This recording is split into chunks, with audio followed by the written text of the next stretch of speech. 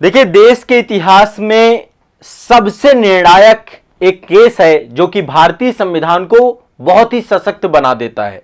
एक ऐसा व्यक्ति जो ना तो कभी जज थे, ना तो कभी कोई अधिवक्ता थे, एक वादी के तौर पे वो इतने फेमस हो गए, उन्होंने एक ऐसा इतिहास रच दिया कि उस केस ने, उस वाद ने भारत के लोकतंत्र की स्थापना कर दी और लोकतंत्र को और सशक्त बना दिया। यह केस है आप सभी का केशवानंद भारती वाद। तो आज के सेशन में आप सभी को मैं केशवानंद भारती वाद समझाने वाला हूं। इससे पहले भी मैंने शंकरी प्रसाद और बेरूवादी वाद, ये दो वाद आपको मैंने समझाए थे और मैंने आपको ये बताया था कि मैं आने वाले समय पे इंडियन कॉन्स्टिट्यूशन के जो माइलस्टोन हैं उन सभी केसेस के बारे में बहुत समग्रता से पढ़ाऊंगा, जिनमें से अगला अंक ये है आप सभी का। और इसको समझाने का एक विशेष कारण भी है। आपको शायद ये पता हो कि 24 अप्रैल 1973 को एक ऐतिहासिक फैसला आया था माननीय उच्चतम न्यायालय जी के द्वारा। केशवानंद भारती बनाम केरल राज्य, इस वाद में 13 सदस्यीय संविधान पीठ बैठी थी, जो कि अब तक की सबसे बड़ी संविधान पीठ है। उस संविधान पीठ के द्वारा एक फैसला आया जिसने भारतीय संविधान का इतिहास ही रच दिया। न्यायपालिका और विधायिका के बीच में जो एक लंबा संघर्ष चला आ रहा था, उस पर पूर्ण विराम लगा दिया। न्यायपालिका की पावर्स को फिर से जो है स्थापित कर दिया, भारतीय लोकतंत्र को सजीव बना दिया, आर्टिकल 368 को परिभाषित कर दिया। ये सारे काम एक ही वाद ने किए हैं। केशवानंद भारती निश्चित तौर पे ये केस हार गए, लेकिन हारने के बाद भी उन्होंने लोकतंत्र को हमेशा हमेशा के लिए जिता दिया। तो आज समझने का प्रयास इस सेशन में करेंगे कि केशवानंद भारतीवाद है क्या आखिरकार, और ये इतना चर्चा में कैसा रहा, इसमें संविधान के आधारभूत ढांचे को लेकर के क्या उच्चतम न्यायालय के द्वारा जो है निर्णय दिया गया और किस तरीके से स्टैब्लिश किया गया। तो पूरी कहानी समझेंगे, जानने का प्रयास करेंगे। आप सभी देख पा रहे हैं इस ऐतिहासिक पुरुष को, और दुर्भाग्य की बात है कि अभी बहुत ज्यादा दिन नहीं हुए, 6 सितंबर 2020 को जो है केशवानंद जी का निधन हुआ। लेकिन इतिहास के पन्नों में हमेशा के लिए, संविधान की परिभाषा के लिए हमेशा के लिए इनका नाम हमेशा अमर रहेगा, इस वाद का नाम अमर रहेगा। तो चलिए केशवानंद भारतीवाद को समझते हैं, जानते हैं। देखिए, चूंकि ये वाद आपका कब आया था, 24 अप्रैल 1973 को। अब ये इस समय चर्चा में क्यों बना हुआ है? पहली बात तो ये चर्चा में भी है क्योंकि अभी चल रहा है आपका 2023, और इस आधार पे इस वाद के 50 वर्ष हो चुके हैं। 50 वर्ष हो चुके हैं, और 50 वर्ष में इस वाद के आने के बाद बहुत सारे निर्णय सुप्रीम कोर्ट ने दिए, और उन निर्णयों के कारण ही आज हमारा संविधान नित्य निरंतर लगातार परिवर्तनशील भी होता जा रहा है और अपने आप को सशक्त करता जा रहा है, आप लोगों को एम्पावर्ड करता जा रहा है। ये सारी चीजें हो पाई। तो अब पूरे मैटर को समझने का प्रयास करेंगे। देखिए, मैं यहां पर 3-4 भागों में इसको बांट के बता रहा हूं। पहले तो ये केशवानंद भारतीवाद है क्या, पूरा का पूरा केशवानंद भारती वर्सेस ये वेदांत मामला है क्या। दूसरा, केशवानंद भारती मामला जब सुप्रीम कोर्ट में गया तब क्या हुआ। और तीसरा, उच्चतम न्यायालय के द्वारा केशवानंद भारतीवाद में क्या निर्णय दिया गया। और चौथी बात रहेगी कि जो बुनियादी ढांचा का सिद्धांत है, 13 न्यायाधीशों की बेंच ने किस तरीके से संविधान संशोधन के साथ ही आपके बुनियादी ढांचा के सिद्धांत के साथ संविधान को बहुत महत्वपूर्ण बना दिया। तो 24 अप्रैल 1973 को चीफ जस्टिस उस समय सीकरी थे, और उनके साथ 12 अन्य न्यायाधीशों के द्वारा क्या निर्णय दिया गया, इसके बारे में भी चर्चा करेंगे। तो अनुच्छेद 368 आपका इसमें बहुत महत्व रखता है। देखिए, पहले क्या था, एक लंबा जो है आपका एक इतिहास है इस केस का। अब उस इतिहास के हर पक्ष को तो यहां पे मैं डिटेल में नहीं बताऊंगा, लेकिन एक मैं आपको एक क्रम बताता हूं कि ये कैसे पूरा मुद्दा केशवानंद भारतीवाद तक आने की बात कैसे हुई, कैसे केशवानंद भारतीवाद तक आया गया। इससे पहले कई सारे केस थे जिन केसेस से जो है पूरी की पूरी ये हिस्ट्री आपकी स्टैब्लिश होती है। ठीक है, तो एक बार यहां पे मैं आपको थोड़ा सा ग्लिम्स देता हूं। ये देखिए, एक जगह है, ये केरल में एक जगह है जिसका नाम है कासरगोड। कासरगोड में ही आपका जो है एक मठ है आपका, उसके बारे में आएंगे अभी हम लोग। ठीक है, तो ये आपको अभी वहीं पर आपके केशवानंद भारतीवाद में आपके जुड़े हुए थे। एक बार समझते हैं कि मूल ढांचे का सिद्धांत डेवलप कैसे हुआ और सुप्रीम कोर्ट ने किस तरीके से मूल ढांचे के सिद्धांत को विकसित किया। यहां पे देखिए एक पूरा टाइमलाइन बना हुआ है, इस टाइमलाइन को समझने का आप प्रयास करिए। इस टाइमलाइन में समयावधि लिखी हुई है और कई सारे केस लिखे हुए हैं, ये केस जुड़े हुए हैं इससे, ठीक है। आपको सबसे पहले मैं एक बात बता देता हूं, जब 1947 का हमारा देश का संविधान बनना चालू हुआ और 26 जनवरी 1950 को हमारे देश का संविधान लागू हुआ, उसके बाद से हमारे पास 7 फंडामेंटल राइट थे, ठीक है, जिनमें से एक आपका था संपत्ति का अधिकार। मोस्ट इंपॉर्टेंट राइट आपका संपत्ति का अधिकार सबसे महत्वपूर्ण अधिकार के तौर पे था और यह सरकार के गले की फांस भी बन गया। इतनी बड़ी फांस बन गया कि जब भी सरकार, राज्य भूमि सुधार को लेकर के, डेवलपमेंट को लेकर के, भूमि सबसे महत्वपूर्ण कारक है, यदि विकास करना है तो भूमि चाहिए, और जब भी भूमि को लेकर के राज्य कोई भी कार्य करता तो कोई ना कोई जमींदार उठ के खड़ा हो जाता, कोई ना कोई मठ उठ करके खड़ा हो जाता। केशवानंद भारती भी उसी मठ से हैं जिनकी संपत्ति पे आंच आई, जिसकी संपत्ति में आंच आती, क्योंकि जमींदारी उन्मूलन करना था, समता मूलक समाज बनाना था, जो अंग्रेजों के द्वारा स्टैब्लिश व्यवस्था थी उसको समाप्त करना था, बाकी विकास कार्य के लिए भी जमीन को अधिग्रहण करना था। तो जब भी कोई जमीन का मुद्दा उठता तो उस जमीन के मुद्दे में जमींदार आके खड़े हो जाते, लैंड होल्डर्स आके खड़े हो जाते, कोई मंदिर या मठ आके खड़ा हो जाता। तो ऐसे कई सारे मामले जगह जगह पे आए और इसी के कारण से पहला संविधान संशोधन करना पड़ा। पहला संविधान संशोधन आपका जैसे ही हुआ उसके साथ ही नवी अनुसूची जोड़ी गई और उसके खिलाफ तुरंत ही शंकरी प्रसाद का केस आ गया, ठीक है। तो कई सारे केस आए हैं। देखिए एक केस तो आपका 1950 में ही आया था, एके गोपालनवाद, ये 1950 का केस है और एके गोपालन एक कम्युनिस्ट नेता थे मद्रास वाले क्षेत्र में और इनको प्रिवेंटिव डिटेंशन एक्ट के तहत जो है इनको गिरफ्तार किया गया था। तो ये भी एक मैटर था आपका, ये आर्टिकल 22, आर्टिकल 13, आर्टिकल 14 कई सारे आर्टिकल से जुड़ता है। मैं सिर्फ यहां पे अभी ग्लिम्स दूंगा, आने वाले समय पे हो सकता है मैं आपको एके गोपालन भी एक सेपरेट क्लास में समझाऊं। शंकरी प्रसाद मैंने पढ़ाया है लेकिन फिर भी यहां पे एक बार बता देता हूं। तो एक केस तो आपका एके गोपालन का था 1950 का, दूसरा केस आपका 1951 का केस है। यदि आप चाहें तो ये टाइमलाइन मेरे साथ डेवलप कर सकते हैं, जो चीज मैं आपको बताऊं उसको समझ सकते हैं।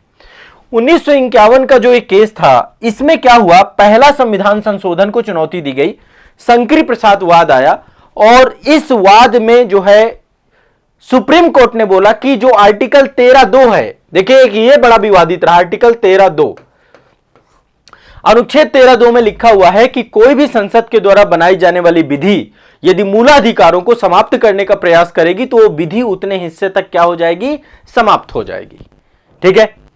फिर से एक बार समझने का प्रयास करिए, संसद यदि कोई ऐसा कानून बनाता है जो फंडामेंटल राइट का वायलेशन करता है तो वो विधि अपने आप खत्म हो जाएगी। इसको हम बोलते हैं पृथक्करण का सिद्धांत, ठीक है, आर्टिकल 13(2) में लिखा हुआ है ना। तो या तो विधि उतने हिस्से तक या तो पूरी की पूरी विधि ही समाप्त हो जाएगी जो फंडामेंटल राइट को समाप्त करेगी। ऐसे कई सारे कानून आपके समाप्त हो चुके हैं जो आजादी के बाद संसद ने कोई बनाए, जैसे अभी एक आपका इंफॉर्मेशन टेक्नोलॉजी एक्ट 66A धारा, वो भी आपकी, तो कॉन्स्टिट्यूशन में ये आपका एक प्रावधान था। अब मुद्दा यह है कि जब संविधान संशोधन किया गया, पहला संविधान संशोधन किया गया, तो शंकरी प्रसाद के केस में सुप्रीम कोर्ट ने बोला, उच्चतम न्यायालय जी ने बोला कि संविधान संशोधन विधि ही नहीं है, यह विधि ही नहीं है। संविधान संशोधन ना तो विधि है, जब विधि नहीं है तो कोई समस्या ही नहीं, सीधी सी बात समझिए। तो शंकरी प्रसाद में तो सुप्रीम कोर्ट ने सीधा सीधा मना कर दिया कि जो संविधान संशोधन है ना, ये कोई विधि है ही नहीं।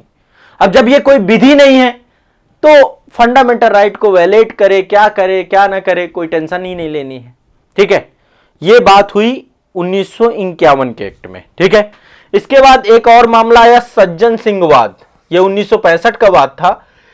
अब देखो इन सब में हमेशा प्रश्न उठता था आर्टिकल 368 का, क्योंकि ये सब फंडामेंटल राइट से जुड़े हुए थे जितने भी वाद थे, और हर बार सुप्रीम कोर्ट ने यही बात कही कि संसद के पास एब्सोल्यूट पावर है, संसद संविधान के किसी भी हिस्से में क्या कर सकती है, संशोधन कर सकती है। किस किस वाद में, एक तो एके गोपालन वाद है आपका, शंकरी प्रसाद का केस है, या सज्जन सिंह वाद है। यहां तक सुप्रीम कोर्ट ने स्वीकार किया कि कोई दिक्कत नहीं है, संविधान के किसी भी हिस्से में संसद सुप्रीम है, संसद संविधान को बदल सकती है। आर्टिकल 368 में शब्द लिखा हुआ था संविधान संशोधन की प्रक्रिया, तो यहां तक तो बात ठीक थी, कोई समस्या नहीं है। इसके बाद आता है गोलकनाथ केस 1967 पे, ठीक है, 1967 में। मतलब देखो अभी तक जो पूरी की पूरी गेंद थी वो थी सुप्रीम कोर्ट के द्वारा विधायिका के पाले में पूरी की पूरी गेंद दी गई। 1950 में भी यही बात हुई, 1951 में भी यही बात हुई, 1952 में कि सुप्रीम कोर्ट के द्वारा यही बोला गया कि विधायिका यानी कि हमारी संसद किसी भी जो है संविधान के किसी भी हिस्से का संशोधन कर सकती है, कोई दिक्कत नहीं, आर्टिकल 368 के तहत उसको यह पावर मिली हुई है, ठीक है। लेकिन गोलकनाथ में पूरा का मामला ही बदल गया। गोलकनाथ में पहली बात क्या बोली गई? सबसे पहली बात देखिए, तीन बातें हुई गोलकनाथ में।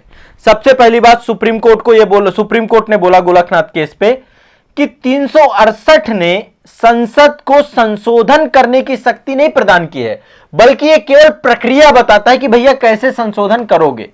ये एक प्रोसेस की बात करता है। क्या बात करता है? प्रोसेस की बात करता है। किसकी बात कर रहा है? प्रोसेस की, प्रक्रिया की।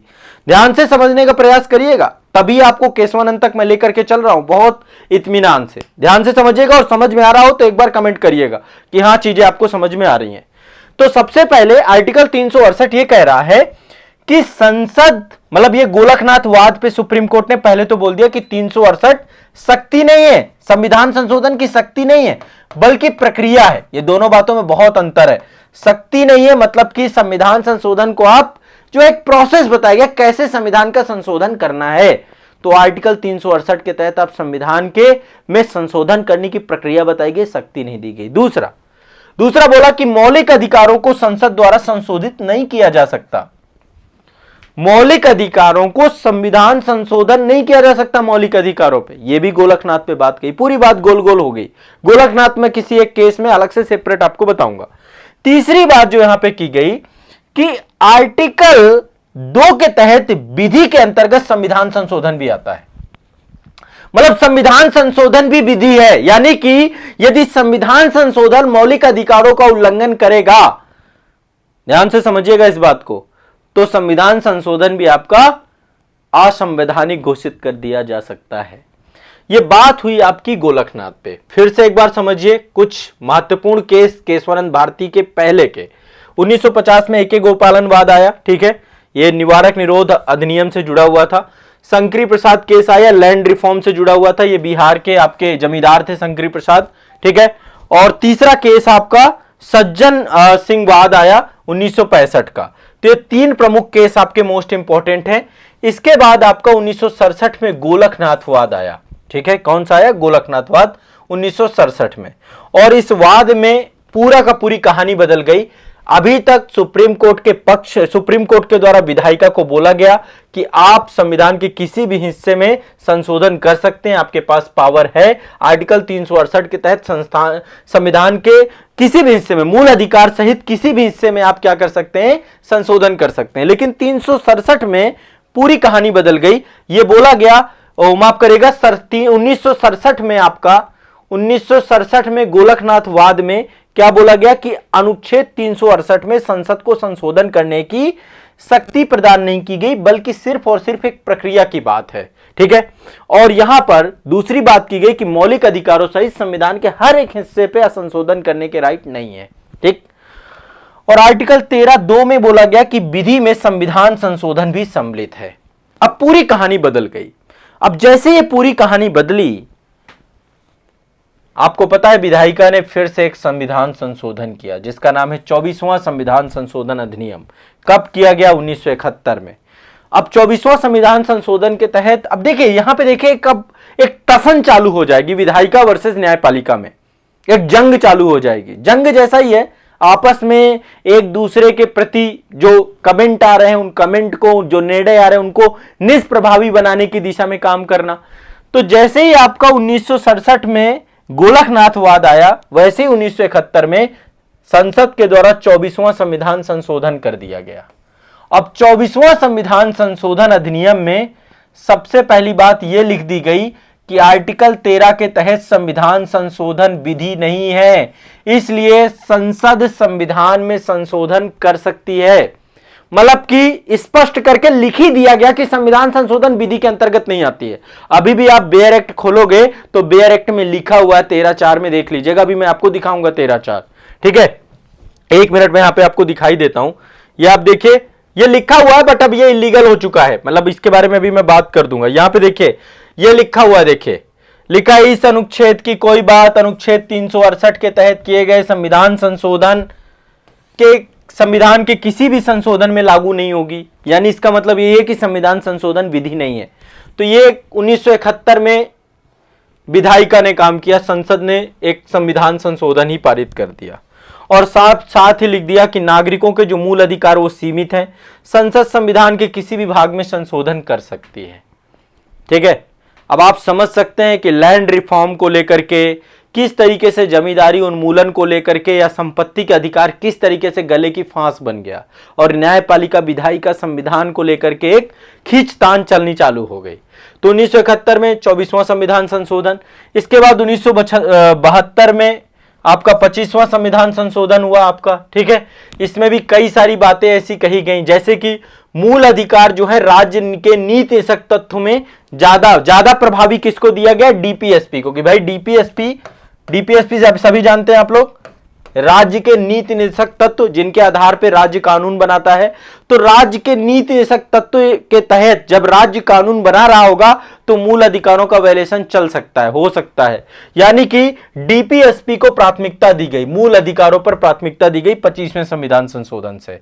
और साथ ही बोला गया कि अनुच्छेद 39(b) और 39(c) ये दोनों डीपीएसपी हैं आपके। 39(b) भी डीपीएसपी है और 39(c) भी आपका डीपीएसपी है। मैं अभी आपको बताऊंगा दोनों क्या है। इनमें न्यायिक समीक्षा पर अंकुश लग सकता है, आप न्यायिक समीक्षा नहीं कर सकते। न्यायालय जो है इसको लेकर कोई कानून यदि विधायिका बनाती है तो इस पे किसी भी तरीके से न्यायपालिका अंकुश, ठीक है। तो यहां पे ये भी आप ध्यान रखिएगा। मुआवजा शब्द को पर्याप्त मुआवजा या रकम में बदल करके संपत्ति के अधिकार की कटौती कर दी गई। तो संपत्ति के अधिकार को और सीमित कर दिया गया 1972 में। अब देखिए ध्यान से समझिएगा मैं जो बता रहा हूं, अभी हम 73 तक पहुंचे नहीं है। केशवानंद भारती 73 में हुआ था, तो 1950, 1951, 1965 यहां तक सुप्रीम कोर्ट ने माना कि संविधान में संशोधन किया जा सकता है। 67 में सुप्रीम कोर्ट ने साफ मना कर दिया कि भैया संविधान में संशोधन नहीं कर सकती संसद, क्योंकि यह विधि के अंतर्गत आती है। 24वां संविधान संशोधन करके सीधा विधायिका ने लिख दिया कि संविधान संशोधन विधि के अंतर्गत नहीं आती है, इसलिए मौलिक अधिकारों सहित किसी पे भी संशोधन किया जा सकता है। 25वें संविधान संशोधन में भी डीपीएसपी को प्रभावी बना दिया गया फंडामेंटल राइट पे, ठीक है। अब कहानी आती है 1973 की। अब पूरी की पूरी कहानी मैं आपको बताने जा रहा हूं 1973 की, और यह है आपका केशवानंद भारतीवाद। मूल ढांचे की अवधारणा का उद्भव जो यहां पे हुआ है, इसको समझने का प्रयास करेंगे, ठीक है। तो चलिए एक बार समझने का प्रयास करते हैं हम लोग। केशवानंद भारतीवाद क्या है, कौन थे केशवानंद, कैसे इन्होंने भारत के संविधान को इतना पावरफुल बना दिया, कैसे इनके द्वारा जो है पूरी की पूरी जो है केशवानंद भारती एक मामला आज तक जो है सुप्रीम कोर्ट के बहुत पावरफुल बना देता है। सुप्रीम कोर्ट निश्चिंत होकर के सो रहा है, कोई टेंशन नहीं है। यदि संसद कुछ भी उलटफेर करेगी तो सुप्रीम कोर्ट के हाथ में ही बाजी रहेगी। क्या है पूरा मामला, एक बार ध्यान से समझने का प्रयास करिए, ठीक है। देखिए केरल में एक जगह है कासरगोड, ठीक है। ये केरल का सबसे उत्तरी जिला है। मैं एक बार आपको मानचित्र में दिखाता हूं। ये आप देख रहे हैं कासरगोड, ये आपकी केरल का कासरगोड जिला है, बड़ा फेमस है। और इस समय केरला स्टोरी एक आपकी जो है आपने देखा होगा मूवी, बड़ी विवादों में चल रही है, तो उसमें कासरगोड जिले को भी दिखाया गया है। तो कासरगोड केरल का सबसे उत्तरी जिला है, ठीक है। और एक तरीके से इधर से कर्नाटक है, इसका पश्चिम में जो है पूरा अरब सागर है, तो ये चारों तरफ से आपका जुड़ा हुआ है। यहां पे एक बहुत पुराना शैव मठ है, ठीक है। शैव मठ कहां पे, एक जगह एडनीर, ठीक है। यहां पे एक जगह है एडनीर, मैं आपको एक बार मानचित्र में दिखा देता हूं। ये आप देखिए यहां पे एक जगह है कासरगोड में एडनीर, ये आप देख पा रहे होंगे, ये शैव मठ है, ठीक है। शैव मठ है, क्लियर है, स्पष्ट है। तो कासरगोड में एक शैव मठ था एडनीर में, ठीक है। और यह मठ 9वीं शताब्दी में, 9वीं शताब्दी आज से बहुत प्राचीन काल की बात कर रहे हैं, जब शंकराचार्य थे आपके, तो अद्वैत वेदांत दर्शन के प्रणेता आदि गुरु शंकराचार्य से जुड़ा हुआ था यह मठ। ठीक है, तो शंकराचार्य से जुड़ा हुआ मठ था ये पूरा का पूरा। ठीक है, ध्यान से समझने का प्रयास करिएगा। अब ये मठ का काफी महत्व हो जाता है इस आधार पे। वैसे भी साउथ में जितने भी टेम्पल हैं, मठ हैं, इनके पास बहुत संपत्ति है। ये आप देख सकते हैं, यही है केशवानंद जी। ठीक है, तो कासरगोड का सबसे उत्तरी जिला आपका कौन है केरल में? ठीक है, कासरगोड है, और कासरगोड में ही एडनीर मठ है। वो एडनीर मठ का इतिहास ये है कि ये शंकराचार्य के वेदांत दर्शन से जुड़ा हुआ है। अब यहां पर जो है मठ का इतिहास बहुत पुराना, 1200 साल पुराना ये मठ है पूरा का पूरा। और एक तरीके से ये शंकराचार्य की क्षेत्रीय पीठ थी, तो इसको केरल का जो है आपका केरल का शंकराचार्य, मतलब इस लेवल का जो है पूरा का पूरा मठ को दर्जा प्राप्त है। इसी मठ के जो हेड थे वो थे स्वामी केशवानंद भारती। ठीक है, और तत्कालीन समय में केशवानंद भारती की यह लोकप्रियता थी कि उन्हें केरल का शंकराचार्य भी कहा जाता था। ठीक है, उस समय पे। ठीक है, तो केरल के शंकराचार्य पे भी ये जाने जाते थे। ठीक है, मात्र 19 साल की अवस्था में केशवानंद भारती जी ने संन्यास लिया था। इसके बाद इनके गुरु जो थे उनका निधन हो जाने के बाद ये एडनीर मठ के मुखिया बन गए थे।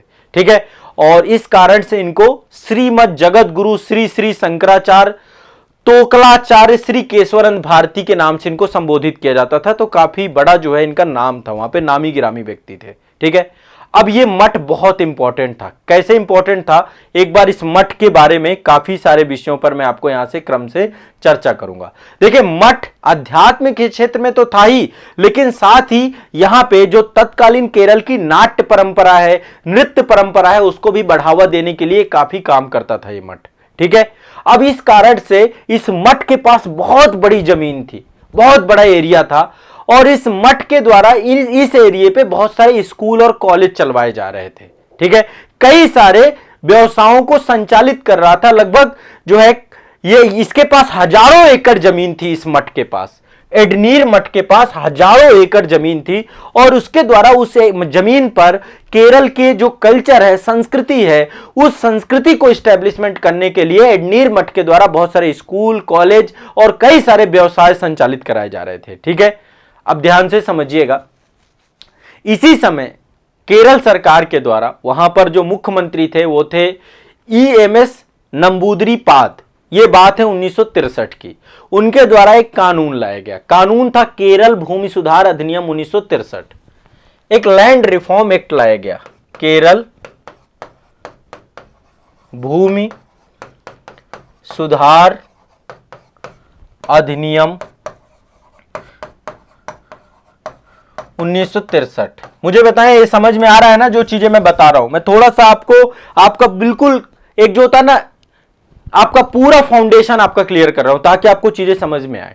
ठीक है, तो केरल भूमि सुधार अधिनियम 1963 आया, और उसके तहत जो वहां के जमींदार थे बहुत सारे केरल के, और साथ ही जो मठ थे, उन सभी की जमीनों को अधिग्रहित करने की बात हुई। ठीक है, और ये पूरा का पूरा नवी अनुसूची में डाल दिया गया। ये पूरा का पूरा जो अधिनियम था ये नवी अनुसूची में डाल दिया गया। अब चूंकि ये नवी अनुसूची में डाल दिया गया, तो नवी अनुसूची में डाल देने के कारण से क्या हुआ, ये पूरा का पूरा जो अधिनियम है ये आपका बहुत महत्वपूर्ण हो गया, और इसके तहत जितने भी वहां के बहुत सारे जमींदार थे, लैंड होल्डर्स थे, साथ ही मठ थे, उनकी जितनी जमीनें थी, सारा कुछ केरल सरकार के द्वारा अधिग्रहण करना चालू कर दिया गया। ठीक है, अब चूंकि एडनीर मठ के प्रमुख केशवानंद भारती जी थे, उन्होंने अदालत में इस फैसले को चुनौती दे दिया। सबसे पहले वो केरल हाई कोर्ट गए। ठीक है, मठ के मुखिया होने के नाते 1970 में उन्होंने जो है केरल हाई कोर्ट में एक याचिका दायर की, और आर्टिकल 26 जो धार्मिक स्वतंत्रता का अधिकार और धर्म की प्रबंधन के अधिकार की बात करता है, उसके तहत जो है इन्होंने क्या किया कि भैया हम एक धार्मिक संस्थान है, और धार्मिक संस्थान होने के नाते हमारा इस पे प्रबंधन करने का अधिकार है, धार्मिक संपदा का हम प्रबंधन कर सकते हैं, उसको चला सकते हैं, इसलिए यह अधिकार हमें दिया जाए। साथ ही आर्टिकल 21 चूंकि फंडामेंटल राइट था, संपत्ति का अधिकार फंडामेंटल राइट था, तो आर्टिकल 24, आर्टिकल 25, आर्टिकल 29, आर्टिकल 31 इन सब के तहत जो है ये चले गए। ठीक है, अब जब ये पूरा का पूरा मैटर हुआ, तो आखिरकार हाई कोर्ट ने जो है यहां पर ये केस हार गए। केरल हाई कोर्ट में केस हार गए। अब जब केरल हाई कोर्ट में ये केस हार गए तो इन्होंने सुप्रीम कोर्ट में क्या किया, चैलेंज किया अगेन इस पूरे मुद्दे को। सुप्रीम कोर्ट में अगेन पूरे के पूरे मैटर को चैलेंज किया गया। तो शुरुआती इतिहास मैंने आपको बताया कि पहले हाई कोर्ट गया, हाई कोर्ट से सुप्रीम कोर्ट मामला आया। अब जब देश की शीर्ष अदालत पे पूरा मामला पहुंचा तो अब चूंकि ये संविधान का जुड़ा हुआ मैटर है, संविधान के जुड़े हुए जितने भी मैटर होते हैं इन सभी मैटर को सुप्रीम कोर्ट के द्वारा ही सुना जाता है। हाई कोर्ट भी इस पे कई बार गाइडलाइन देती है, लेकिन सुप्रीम कोर्ट ही संविधान की व्याख्या करता है। हमारे संविधान का अभिभावक है, हमारे संविधान का गार्जियन सुप्रीम कोर्ट ही है। तो इस मामले में सबसे महत्वपूर्ण मुद्दा जो है आपका कि देश में जो संसद है उसके पास संविधान संशोधन के जरिए क्या मौलिक अधिकारों सहित संविधान की किसी भी हिस्से में संशोधन करने का अधिकार है कि नहीं है। क्योंकि 1967 में सुप्रीम कोर्ट ने गोलकनाथवाद में कह दिया था कि भैया संविधान के हर एक हिस्से पे आप संशोधन नहीं कर सकते हैं। आर्टिकल 368 मात्र प्रक्रिया है, आपको शक्ति नहीं देता, पावर नहीं देता है। ठीक है, तो गोलकनाथ केस में 11 सदस्यीय बेंच बनी थी आपकी, 11 सदस्यीय बेंच। अब चूंकि मैटर बहुत ज्यादा गंभीर था तो एक बड़ी पीठ बनाई गई, सबसे बड़ी पीठ बनाई गई जिसमें 13 सदस्यीय जज थे। आप देख सकते हैं, मैं एक बार बता देता हूं, यहां पे आप देखिए ये टोटल 13 जजों की बेंच बनी केशवानंद भारतीवाद में।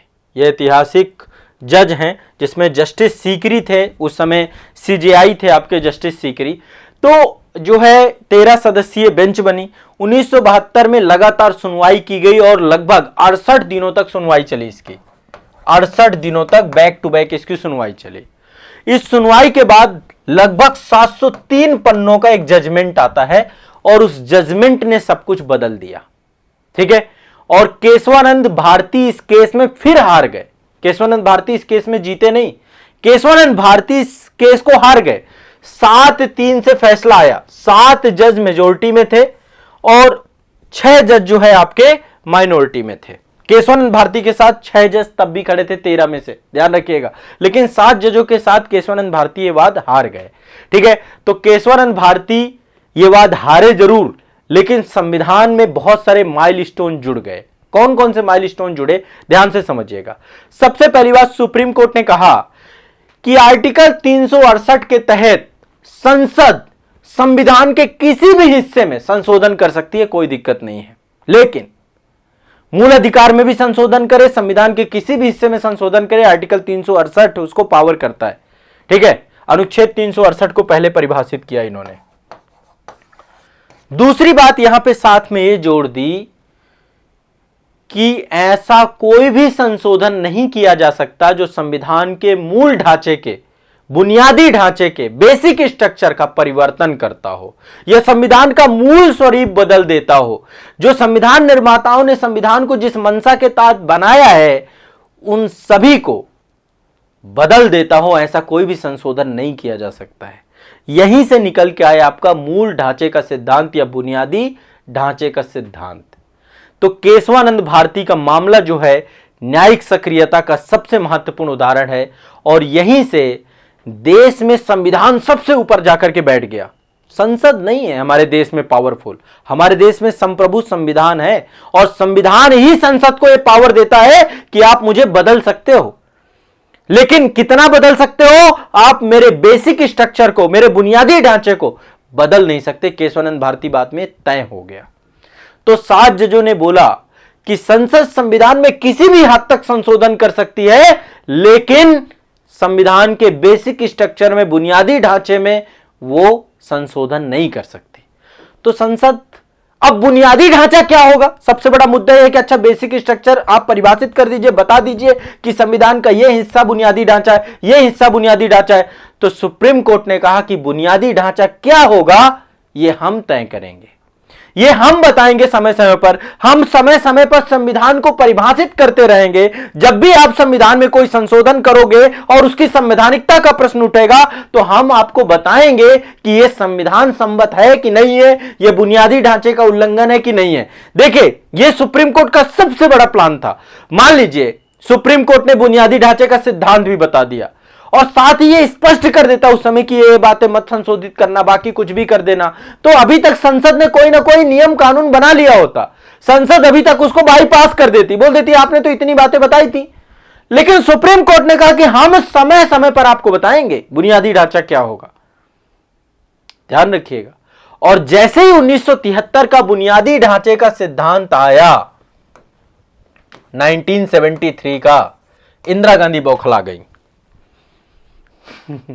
वैसे उसके पीछे और भी केस है। राजनारायणवाद 1975 में आया था, जिसमें इंदिरा गांधी की जो है कुर्सी चली गई, इंदिरा गांधी को जो है अयोग्य घोषित कर दिया गया प्रधानमंत्री पद के लिए। उसके बाद देश में लगता है आपातकाल, और जब देश में लगा आपातकाल तो हुआ 42वां संविधान संशोधन। एक लघु संविधान लिखा गया।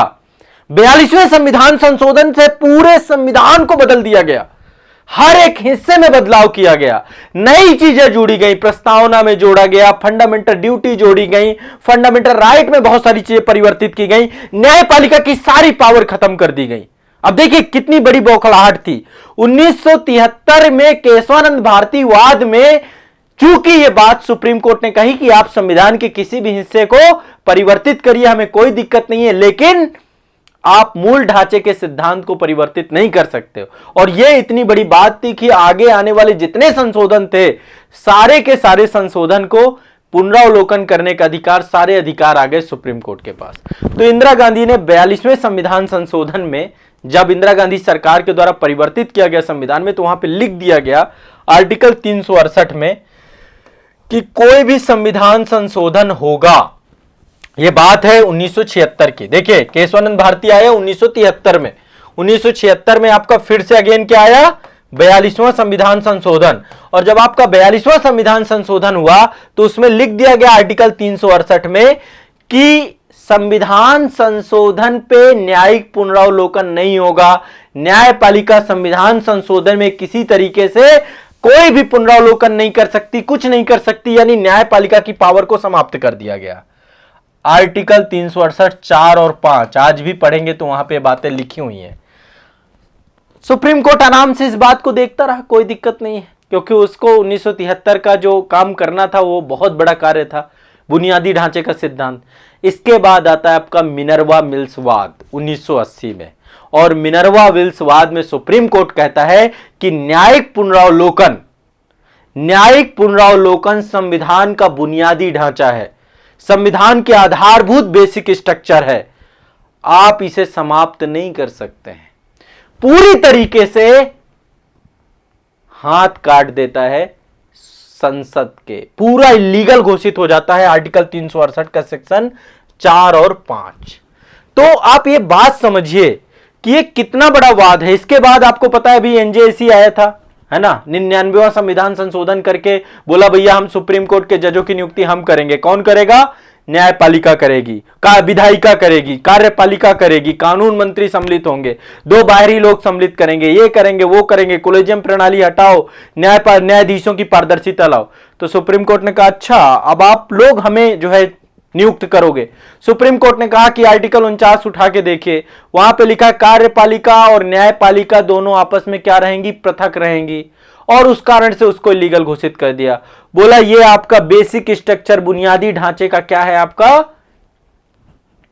तो ये सुप्रीम कोर्ट के पास सुप्रीम पावर मिल गई, ठीक है। आपातकाल लागू हुआ, संविधान को पूरी तरीके से बदल दिया गया, लघु संविधान लिखा गया 42वें संविधान संशोधन में। केशवानंद भारती के निर्णय को आधार मान करके फिर से मूल संविधान को वापस करा लिया सुप्रीम कोर्ट ने। तो 1973 में केशवानंद भारती बनाम केरल राज्यवाद में सर्वोच्च न्यायालय के 13 न्यायाधीश की पीठ ने अपने संवैधानिक रुख में संशोधन करते हुए संविधान संशोधन के अधिकार पर प्रतिबंध नहीं लगाया। उन्होंने कहा संविधान के किसी भी हिस्से पर भी आप संशोधन करिए, हमें कोई दिक्कत नहीं है, बस मूल ढांचे को ध्यान में रखेगा, बेसिक स्ट्रक्चर को ध्यान में रखेगा, इसको क्षति नहीं पहुंचनी चाहिए। और मूल ढांचा क्या होगा हम जल्द जल्द आपको बताएंगे, जैसे ही आप संविधान संशोधन करेंगे हम आपको बताएंगे, ठीक है। और इसके तहत इन्होंने बताया भी कि क्या क्या मूल ढांचा हो सकता है। कई जगहों पे कुछ चीजें आपकी अभी तक परिभाषित की गई हैं कि मूल ढांचे में क्या क्या चीजें आ सकती हैं। मैं यहां पे आपको कुछ पर्टिकुलर जो अभी तक चीजें बताई गई हैं कि भाई इन्हें आप समाप्त नहीं कर सकते हो, आप एक बार देख लीजिए, ठीक है। अभी इससे ज्यादा भी और भी हो सकता है, लेकिन फिर भी जैसे संविधान की सर्वोच्चता, हमारे यहां पे संविधान सर्वोपरि है, इसे नहीं बदल सकते। हमारे यहां ब्रिटेन की तरह ये नहीं कर सकते संसद सर्वोपरि है, संविधान ही सर्वोपरि रहेगा। विधायिका, कार्यपालिका और न्यायपालिका के बीच में शक्तियों का बंटवारा ये हमेशा बना रहेगा। आप ये एक आधारभूत ढांचा है, इस ढांचे को नहीं समाप्त कर सकते कि आप कार्यपालिका, न्यायपालिका की शक्तियां ही खत्म कर दीजिए, नहीं कर सकते। आप गणतंत्र को नहीं समाप्त कर सकते। हमारे देश के जो राष्ट्राध्यक्ष हैं वो जनता द्वारा चुने जाएंगे, ठीक है, राष्ट्रपति का चुनाव ही होगा, इसलिए इस प्रणाली को नहीं समाप्त कर सकते। आप लोकतंत्र नहीं समाप्त कर सकते। भारत का लोकतंत्र स्वरूप वाली ही सरकार रहेगी। आप यहां पे ना तो राजतंत्र ला सकते, ना तो तानाशाही ला सकते, यहां पे डेमोक्रेटिक ये, क्योंकि बुनियादी ढांचा है संविधान का। ऐसे थोड़ा ना हमारे देश का संविधान निरंतर चल रहा है। विश्व में कितने संविधान बनते हैं, देशों में फेल हो जाते हैं। ये फेलियर इसी ने बचाया, केशवानंद भारती वाद ने, क्योंकि यहां पे सुप्रीम कोर्ट ने समय समय पर स्पष्ट किया विधायिका को। संविधान में धर्मनिरपेक्ष चरित्र, हमारा कंट्री सेकुलर चरित्र का है, यहां पे देश का कोई भी धर्म नहीं है। राष्ट्र की एकता और अखंडता, संसदीय प्रणाली, व्यक्ति की स्वतंत्रता और गरिमा, मौलिक अधिकार और निहित तत्वों के बीच सौहार्द और संतुलन, न्याय तक प्रभावकारी पहुंच, एक कल्याणकारी राज्य की स्थापना के लिए जनादेश, ये सारी बातें आपकी क्या है, बेसिक स्ट्रक्चर के सिद्धांत का पालन करती हैं।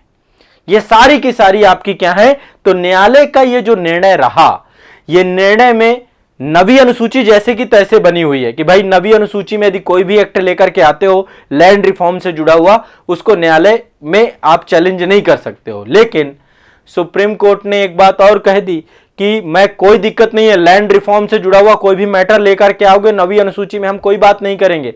लेकिन यदि आपने नवी अनुसूची में कोई ऐसा मामला डाला जो कि संविधान के बुनियादी ढांचे को चैलेंज करता है, तो फिर भैया उसका भी पुनरावलोकन होगा। आरक्षण के मुद्दे डाल रहे हैं लोग, अभी छत्तीसगढ़ सरकार ने आरक्षण का मुद्दा डाल दिया, वहां पे तमिलनाडु सरकार ने वहां पे आरक्षण का मुद्दा डाल दिया, तो वो लैंड रिफॉर्म के लिए बनी हुई है सूची, नवी अनुसूची।